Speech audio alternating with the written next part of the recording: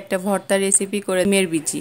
তো আমি ভাপিয়ে সেগুলোকে অলরেডি সেদ্ধ করা বীজগুলোকে দিয়েছি, অনেক গুণ বেড়ে যায়। আধ ভাঙা হলে মনে হলো যে হ্যালো এভরিওয়ান, আসসালামু আলাইকুম। সবাই কেমন আছেন? আবারও একটি নতুন ভিডিও নিয়ে আপনাদের সামনে হাজির হয়ে গেছি। তো আজকে আমি আপনাদেরকে একটা ভর্তা রেসিপি করে দেখাবো। তো এই ভর্তাটা কে কে খেয়েছেন অবশ্যই একটু কমেন্ট করে জানিয়ে দিবেন। তো এগুলো হচ্ছে সিমের বিচি। তো আমি যেটা করি, সিমের বিচির সিজনে আমি বেশি করে সিমের বিচি কিনে ভাপিয়ে সেগুলোকে সিলে আমি ডিপ ফ্রিজে সংরক্ষণ করে রেখে দিই। তো এগুলো সেখান থেকে একটু নিয়েছি। তো সেইগুলোকে আমি হচ্ছে তেলে একটু ফ্রাই করে নিচ্ছি। এগুলো কিন্তু অলরেডি সেদ্ধ করা। তো যাই হোক, একটু ভালো করে নেড়ে চেড়ে ভেজে নিয়েছি। তো এবারে আমি এখানে কাঁচা মরিচ, কাঁচা রসুন আর হচ্ছে পেঁয়াজ কুচি সব কিছু একটু হালকা হালকা করে ভেজে নিব। তো প্রথমে আমি মরিচগুলোকে দিয়েছি ভেজে নেওয়ার জন্য। চাইলে শুকনা মরিচ দিতে পারেন, যার যেমন পছন্দ। তো সব কিছুকে খুব ভালো করে আমি ভেজে নিয়েছি। এবারে আমি এগুলো সব উঠিয়ে নিব এবং আমি আগে থেকে যে সিমের বিচিগুলো ভেজে রেখেছিলাম সেগুলো আমি শিলপাটায় নিয়ে নিয়েছি। এখানে আমি এগুলোকে বেটে নিব খুব সুন্দর করে। চাইলে আপনারা এই কাজটা ব্লেন্ডারে করতে পারেন। তো আমার কাছে মনে হয় ভর্তা সেহেতু শিলপাটাতেই মনে হয় ভালো হবে। শিলপাটার ছোঁয়াতে না ভর্তার টেস্টটা অনেক গুণ বেড়ে যায়, এটা আমার কাছে মনে হয় পার্সোনালি। তো যাই হোক, সব কিছু খুব সুন্দর করে বেটে নিয়ে এবারে আমি কাঁচা মরিচ, তারপরে হচ্ছে রসুন পেঁয়াজ সব কিছু দিয়ে সুন্দর করে আলতো করে বেটে নিব। একেবারে মিহি করে ফেলার দরকার নেই, জাস্ট হচ্ছে আধ ভাঙা হলেই হবে।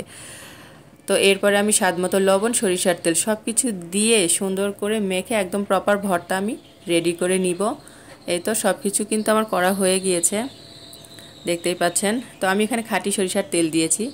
দিয়ে আমি এটা না দিলেও হয়, যেহেতু সব কিছু আমি সরিষার তেলেই হচ্ছে ভেজে নিয়েছি। তারপর আমার মনে হলো যে কাঁচা সরিষার তেলের ফ্লেভারটা অনেক বেশি ভালো লাগবে, তাই আমি এখানে ব্যবহার করেছি।